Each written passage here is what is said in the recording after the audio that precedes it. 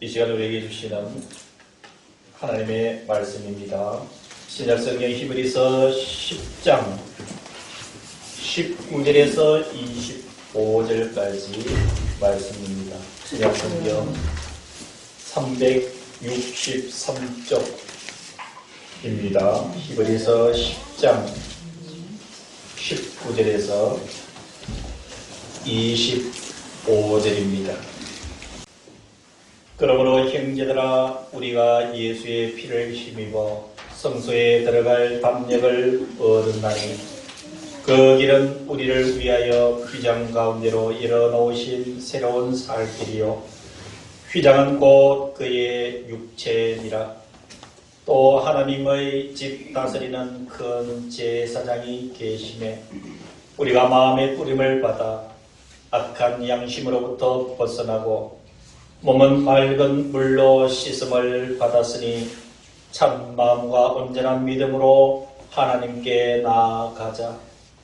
또 약속하신 이는 믿으시니 우리가 믿는 도리의 소망을 움직이지 말며 굳게 잡고 서로 돌아보아 사랑과 선행을 격려하며 모이기를 패하는 어떤 사람들의 습관과 같이 하지 말고 오직 권하여 그 날이 가까움을 볼수록 더욱 그리하자. 아멘. 어느 누구 할 것 없이 이 새해 벽두가 되면은 연말부터 지난 한 해를 돌이켜보고 또 새로 맞이하는 이 한 해를 어떻게 살아갈 것인가 라는 설계를 하는 것이 모든 사람들의 보편적인 모습입니다. 사랑하는 성도 여러분, 이렇게 또 한 해가 흘러서 새로운 한 해가 시작이 되었습니다. 많은 우리의 결단이 필요하지만 오늘 이 한 해를 살아갈 때 우리의 삶의 원칙을 오늘 하나님께서 우리들에게 어떤 말씀으로 이끄시느냐, 주님의 음성에 귀를 기울이면서 주님께서 우리에게 주신 오늘의 이 말씀이 저와 여러분들이 살아가는 101년 365일 동안 가슴 속에서 늘 살아 있어서 우리 모두의 삶을 이끌어가는 힘이 되실 것을 믿습니다. 여러분, 이렇게 한번 살아보지 않겠습니까? 오늘 본문의 말씀을 가지고 주보에 기록된 제목처럼 이렇게 시작합시다. 첫 번째, 우리의 이 한 해를 살아가는 삶의 원리는 담대하게 나갈 수 있기를 간절히 기원합니다. 아멘. 저와 여러분들이 담대하게 나갈 수 있는 이유가 있습니다. 그 이유는 하나님께서 우리들에게 살 길을 주셨기 때문에 그렇습니다. 하나님께서 살 길을 열어주셨기 때문에 저와 여러분들은 이 말씀을 믿고 앞으로 나아가기만 하면 되는 것입니다. 여러분, 성경 19절 이하를 같이 한번 보시기를 바랍니다. 그러므로 형제들아, 이 형제들아라는 지칭어는 오늘 예배를 드리는 저와 여러분들을 모두를 지칭하고 있습니다. 곧 나에게 주시는 우리 하나님의 부르시는 음성인 줄로 믿습니다. 그래서 형제들아, 우리가 예수의 피를 힘입어 성소에 들어갈 담력을 얻었다 그랬습니다. 예수의 피를 힘입어서 성소에 들어갈 담력을 얻었다. 여러분, 성소 19절의 이 성소는 정확하게 해석을 하면 지성소입니다. 지성소. 여러분 잘 아실 것이에요. 과거 예루살렘 성전은 이 성전 내부가 두 가지로 구분이 되어 있습니다. 동쪽으로 열려진 성전의 문을 들어가게 되면은 그 처음부터는 성소라고 합니다. 그게 하나님 앞에 예배를 드릴 수 있는 기구들이 나열이 되어 있습니다. 이 성소를 치르면 그 뒤에 지성소라고 있습니다. 지성소에는 하나님의 임재의 상징인 하나님께서 주신 법궤가 거기에 있습니다. 그런데 중요한 것은 하나님께서 법으로 정하신 것이 이 성소에는 이스라엘 백성들 누구나 들어갈 수 있지만은 지성소에는 대제사장만 1년에 1차씩 들어가도록 하나님께서 법으로 정하셨습니다. 그 법이 얼마나 엄하냐면은 대제사장이라 할지라도 자기 마음대로 들락거리면은 그 목숨까지도 잃게 되는 것이 하나님의 법이에요. 왜 그럴까요? 그 지성소를 왜 대제사장만 1년에 1차씩 들어가게 하셨을까요? 그 자리는 하나님께서 임재하시는 장소이기 때문에, 하나님께서 거기 임하시는 장소이기 때문에, 하나님의 본체가 거기 계시고 하나님의 영이 거기 계시는 곳이기 때문에 인간은 아무도 들어갈 수 없고 오직 하나님께서 기름 부어 세우신 대제사장만이 1년에 1차씩 들어갈 수 있도록 했습니다. 사랑하는 성도 여러분, 그런데 귀한 것은 저와 여러분들이 감사하고 또 감사해야 될 것은 그 지성소에 하나님께서 들어갈 길을 열어주셨기 때문에 저와 여러분들이 그 지성소에 들어갈 수 있도록 허락하신 은혜가 있음을 기억하라고 이야기를 해줍니다. 아무도 그야 시대에 들어갈 수 없는 거고, 예수님께서 십자가에서 운명하시는 그 순간에, 예수님의 몸이 찢어지는 그 순간에 성소와 휘장을 가로막고 있던 두께 30cm 되는 그 휘장이 위로부터 아래로 찢어져 버렸습니다. 여러분 성경을 보시길 바랍니다. 20절입니다.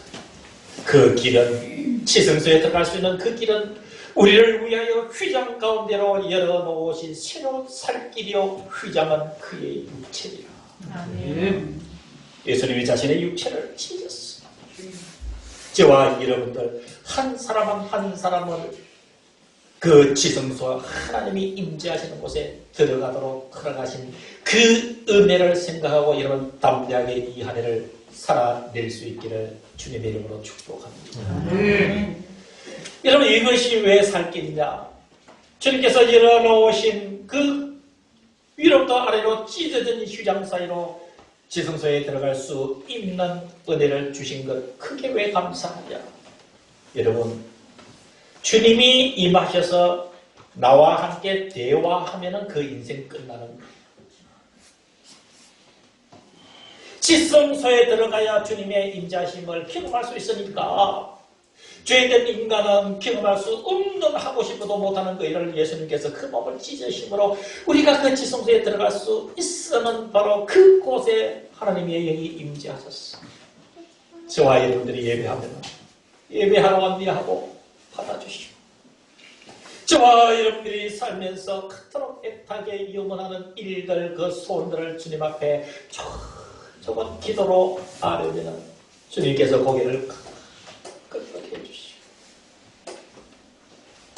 지성소에 임재하여 계신 하나님, 우리는 그 하나님을 만날 수 있는 특권을 주셨으니 바로 예수 그리스도를, 그 피를 힘입어 성소에 들어갈 담력을 얻었나니 그 길은 우리를 위하여 휘장 가운데로 열어놓으신 새 살길이라. 살길이라. 그 휘장은 곧 육체니라. 22절 보시길 바랍니다. 우리가 마음의 뿌림을 받아 악한 양심으로부터 벗어나고 몸은 맑은 물로 씻음을 받았으니 참 마음과 온전한 믿음으로 하나님께 나아가자. 하나님께 나아가자. 히브리서 4장 16절 말씀 기억하실 것입니다. 우리는 긍휼하심을 받고 때를 따라 돕는 은혜를 얻기 위하여 은혜의 보좌 앞에 담대히 나갈 것입니다. 사랑하는 성도 여러분, 하나님 앞에 나아가는 길에 장애물이 발견된다면 믿음으로 그것을 뛰어넘으시기를 주의 이름으로 간절히 기원합니다. 하나님을 만나는 그것보다 더 귀한 것이 없음을 우리의 마음속에 각인시켜야 됩니다. 오직 예수 그리스도, 오직 하나님, 이 믿음의 굳건한 마음을 가지고 우리 모두가 한 마음 한뜻 되어서 하나님께 나아갑시다. 아멘. 그 길이 우리가 가야 될 길인 줄로 믿습니다. 이렇게 하나님을 바라보며 담대히 나가는 길에 두 번째 우리가 살아가야 될 삶의 원리는 옆을 돌아보면서 나갈 수 있기를 주님의 이름으로 기원합니다. 앞으로 열심히 가되 하나님을 향해서 가되 옆을 돌아보면서 가자는 거예요. 여러분, 십자가가 왜 십자가일까요? 왜 십자가가 이러한 모습일까요? 왜 십자가가 위로도 향하고 좌우로도 향할까요? 여러분, 십자가는 하나님께서 가지신 완벽한 우리를 향하신 하나님의 뜻입니다. 이 십자가 주님께서 머리를 위로 맞대고 십자가에 달리셨습니다. 바로 십자가의 세로는 하나님을 향한 우리의 모습입니다. 주님께서 달리신 이 수평적인 좌우의 이 십자가의 모습은 주님께서 옆을 돌아보면서 살아라라고 하는 수평적인 개념인 줄로 믿습니다. 옆을 보면서 살아가는 것은 더불어 살아가야 되는 삶의 원리를 이야기를 해주고 있습니다. 이제 구체적으로 한번 보겠습니다. 여러분 23절, 24절 잘 나타나 있습니다. 23절, 24절. 또 약속하신 이는 믿으시니 우리가 믿는 도리의 소망을 움직이지 말고 굳게 잡고 그 다음 24절대로만 하면은 옆을 돌아보면서 사는 모습이 되는 것입니다. 24절 이 말씀이 2023년을 살아가는 저와 여러분들의 두 번째 삶의 원리가 될 수 있기를 주님의 이름으로 축복합니다. 자, 24절 첫 번째가 서로 돌아보아 그랬습니다. 서로 돌아보아. 사랑하는 성도 여러분, 좌우를 서로 돌아보면 주님의 마음이 느껴집니다. 여러분, 좌우를 바라보면 주님의 시선을 이해를 하게 됩니다. 주님이 왜 오셨습니까? 내가 의인을 부르러 온 것이 아니라 죄인을 불러 회개시키러 왔노라. 가난하고 소외받고 힘들고 연약한 자들 편에 서서 주님은 눈물을 흘리셨습니다. 좌우를 돌아보면 오늘도 그들을 바라보시는 주님의 시선을 느낄 수가 있습니다. 좌우를 돌아보면서 우리가 행해야 되는 삶의 원리는 세 가지입니다. 세 가지. 여러분 24절에 폭탄과 같은 하나님의 선언이 있음을 기억하시고 여러분 예배를 마치고 가정에 가시더라도 어떻게 우리가 옆을 돌아보며 살아야 되는가 그 원리를 24절을 읽고 또 읽고 또 읽으시고 가슴에 담고 살아가시면 주님의 인도를 받게 되어 있습니다. 자, 서로 돌아보는 것이 어떻게 한다고요? 첫 번째가 사랑입니다. 사랑. 이런 항상 좌우를 바라보고 옆에 사람들의 삶의 모습과 눈망울을 바라볼 때에 인간의 모습으로 바라보면 시험에 듭니다. 인간의 모습으로 바라보면 이런 시험에 들 수밖에 없습니다. 그래서 하나님, 인간의 나의 눈은 감겨주시고 주님의 눈으로 이웃을, 형제를, 좌우를 바라보게 하옵소서. 그러면 주님께서 사랑의 콩깍지를 씌워 주시는 줄로 믿습니다. 주님이 저와 여러분들에게 이 사랑의 안경을 딱 씌워 주시는 그 순간 여러분 우리는 사랑의 사람이 되는 것이죠. 그래서 이 사랑이 생기면은 자동적으로 이어지는 것이 여러분 선행입니다. 사랑하는 성도 여러분, 사랑하는 눈과 사랑하는 마음이 있으면 행동하게 되어 있습니다. 바로 그 행동이 선행인 것이죠. 세 번째, 이름은 서로 돌아보면 우리는 격려해야 됩니다. 격려. 이렇게 해보면 어떨까요?